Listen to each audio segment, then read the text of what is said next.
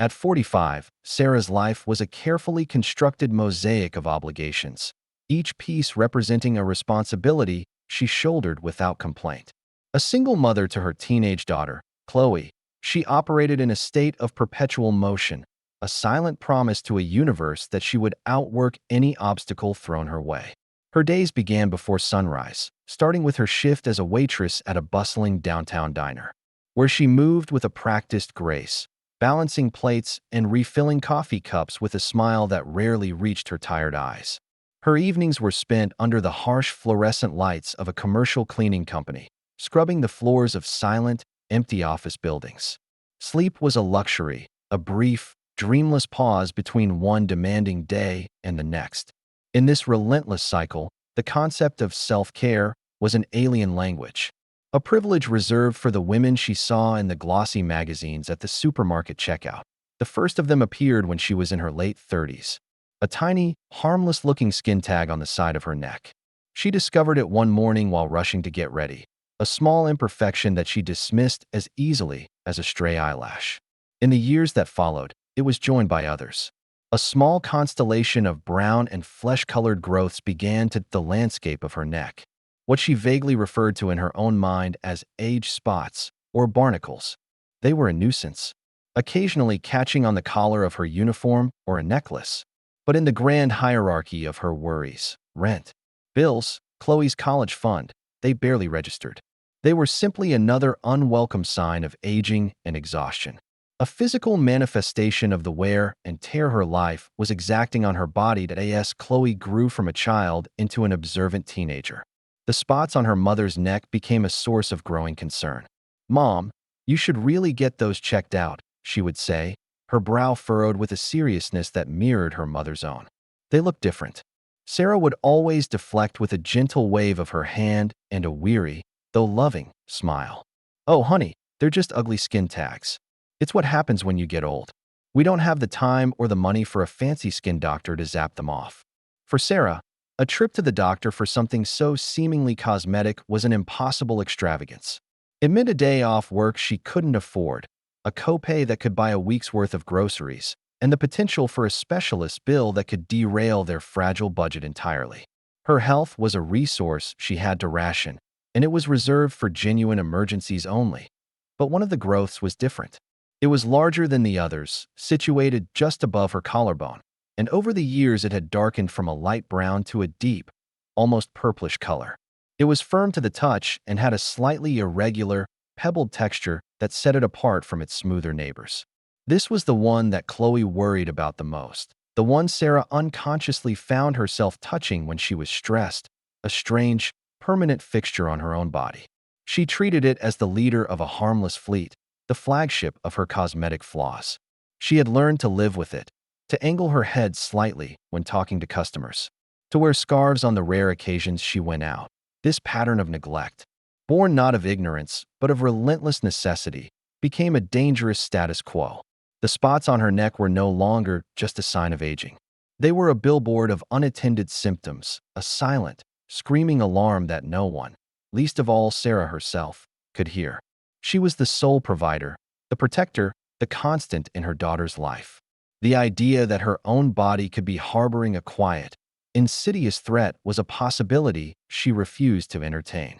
Every morning, she would look in the mirror, see the tired woman with the flawed skin staring back at her, and choose to see only the mother who had to get through another day. And every day, the clock on a far more serious problem ticked a little bit louder, completely unheard. Asterisk the breaking point, when it finally arrived, was not a dramatic event but a mundane, hurried moment, typical of Sarah's life. She was rushing out the door for her evening cleaning shift, the old, familiar exhaustion settling into her bones. Zipping up her thin jacket against the evening chill, she did it too quickly, the metal teeth of the zipper snagging hard on the large, purplish growth above her collarbone. A sharp, tearing pain made her gasp. She looked down to see a trickle of dark blood seeping onto the collar of her uniform. Annoyed and in a hurry, she grabbed a tissue from her purse, pressed it against the spot for a moment, and then rushed out, dismissing it as another minor inconvenience. But this time, it was different. Unlike a normal cut that would have scabbed over and healed, this injury refused to close. The growth, now torn and abraded, began to bleed intermittently over the next few days. The small bandage she applied would be soaked through by the end of her shift. The area around it became tender and inflamed, a constant, nagging source of pain every time she moved her neck. Within a week, the site had become a small, open ulcer that oozed a watery, pinkish fluid. It developed a peculiar, metallic odor that she tried to mask with cheap perfume, a scent that now seemed to mingle with the smells of bleach and industrial soap that clung to her. Chloe noticed immediately. The small, discreet bandage on her mother's neck was a constant red flag. "Mom, it's been a week, and it's getting worse," she pleaded, her voice tight with a fear that was quickly turning into frustration. "That's not normal. Please, let me make an appointment for you. I can take a day off school. We'll figure out the money." But Sarah's resistance only hardened, her excuses becoming more desperate. She claimed it was just taking a little longer to heal because she was run down, that she was keeping it clean, that it was fine. But her arguments were a thin veil for a deeper, more paralyzing fear. It was no longer just about the money or the time. The wound's refusal to heal had ignited a terrifying thought in the back of her mind, a thought she immediately suppressed. What if this was something serious? The fear of a devastating diagnosis, of being unable to work, of leaving Chloe alone, was a monster far more terrifying than the wound itself. It was easier to live with the known pain than to face the unknown horror. The situation came to a head on a Saturday night. Sarah had just returned from her cleaning shift, bone-weary and defeated. The pain in her neck had become a sharp, searing fire that no over-the-counter painkiller could quench.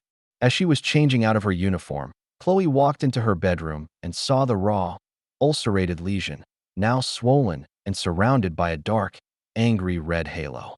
The sight of it, far worse than the bandage had let on, shattered her daughter's composure. "That's it," Chloe's voice cracked, tears of anger and fear welling in her eyes.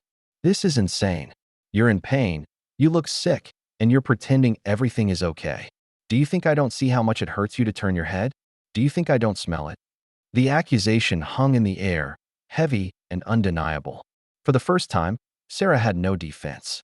She looked at her daughter's terrified, tear-streaked face and saw not a child, but a young woman who was being forced to parent her own mother.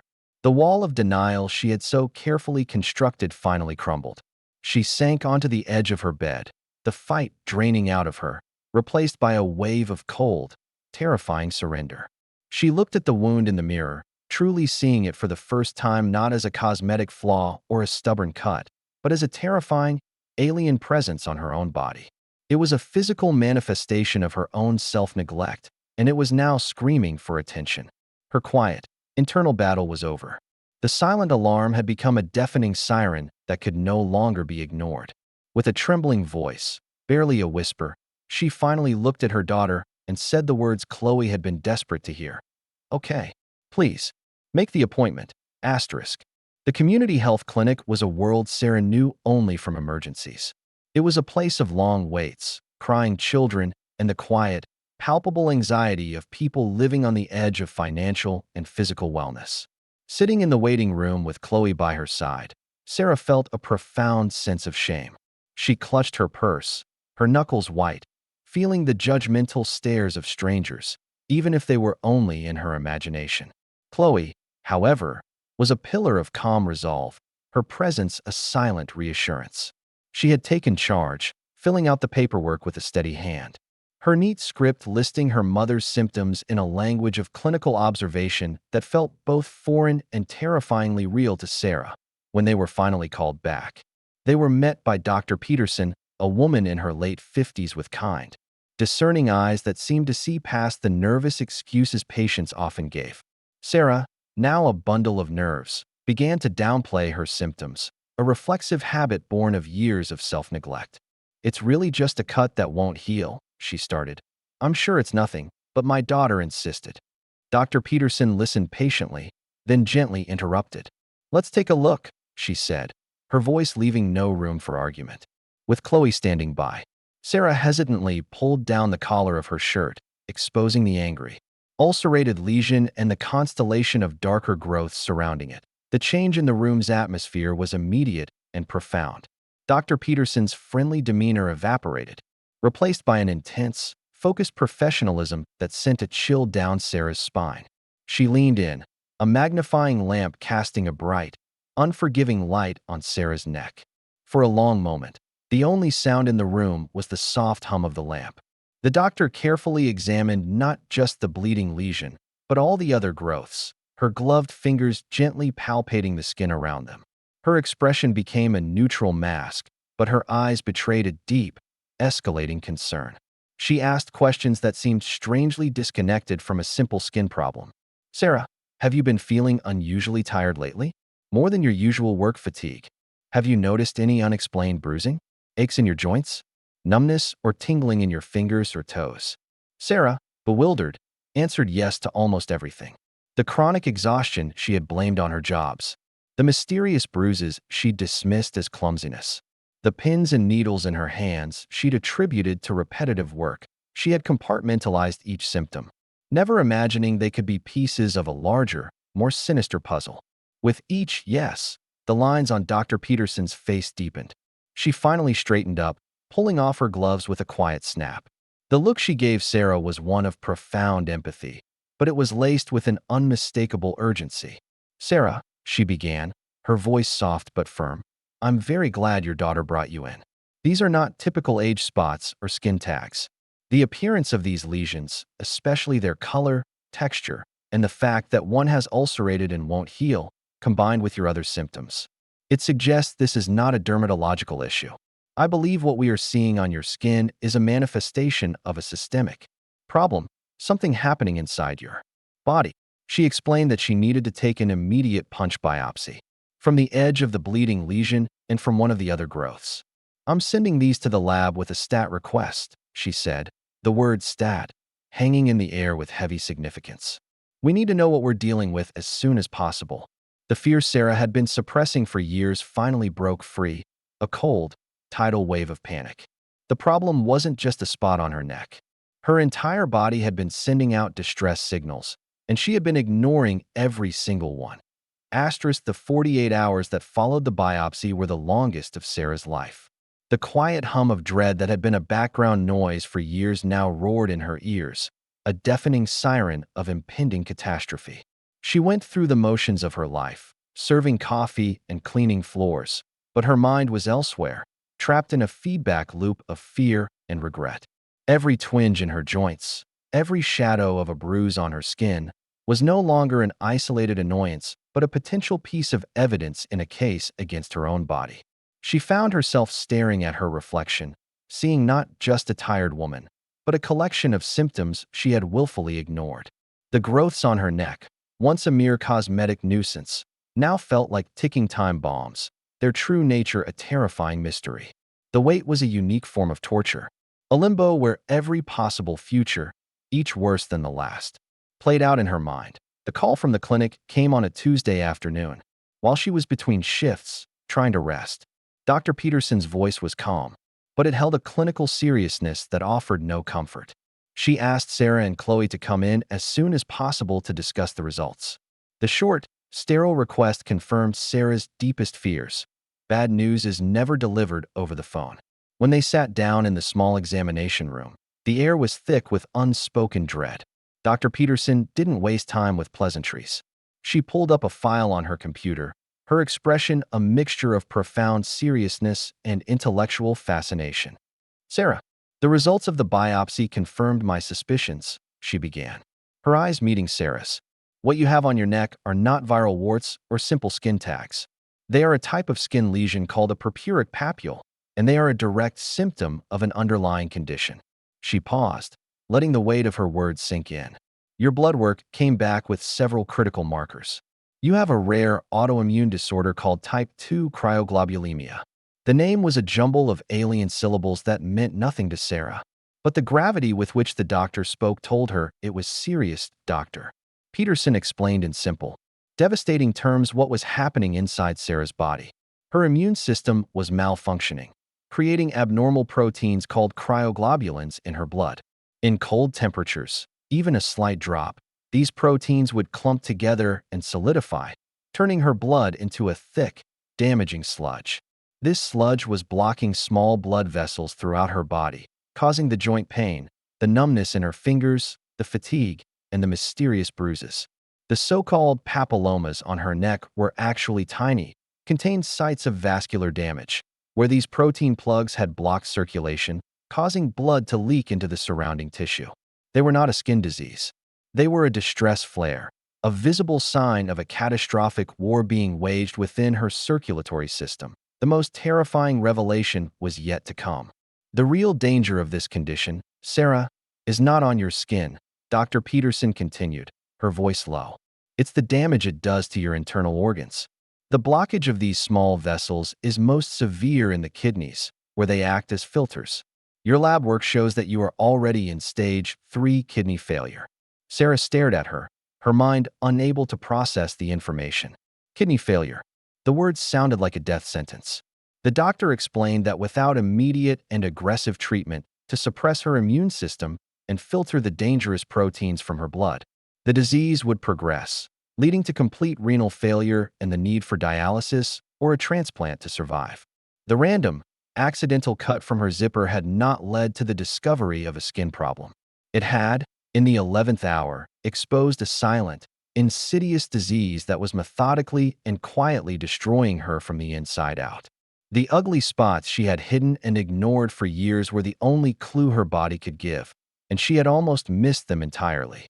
The words kidney failure hung in the sterile air of the examination room, a verdict on a life of silent struggle. For a long moment, Sarah couldn't breathe. Her entire world, so carefully balanced on the knife's edge of survival, collapsed into a single point of terror. It wasn't the thought of her own mortality that paralyzed her, but the image of Chloe, alone, navigating the world without her.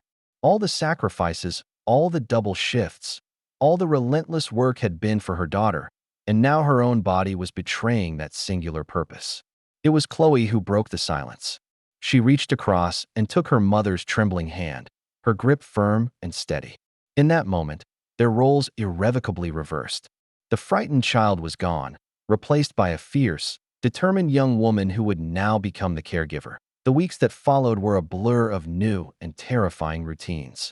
Sarah was referred to a team of specialists, a rheumatologist to manage the autoimmune disease and a nephrologist to fight for her kidneys. Her life, once dictated by work schedules, was now governed by a complex regimen of powerful immunosuppressant drugs that left her feeling weak and nauseous. A cruel irony for a woman who had never taken a sick day. The most draining part of her treatment was the plasmapheresis. Twice a week, she would sit for hours, tethered to a machine that drew out her blood, filtered out the dangerous cryoglobulin proteins, and returned the clean plasma to her body. It was an exhausting, humbling process, a physical manifestation of her dependence on the medical world she had so long avoided. During this time, Chloe became her mother's anchor and advocate. She managed the appointments, meticulously organized the medications, and became an expert on the dietary restrictions needed to protect Sarah's kidneys. She took on a part-time job after school, picking up the financial slack with a maturity that broke her mother's heart and filled it with pride in equal measure. Sarah had to learn the most difficult lesson of her life: how to accept help. She had to allow herself to be vulnerable, to rest when her body screamed for it, and to trust that her daughter was strong enough to handle the burden.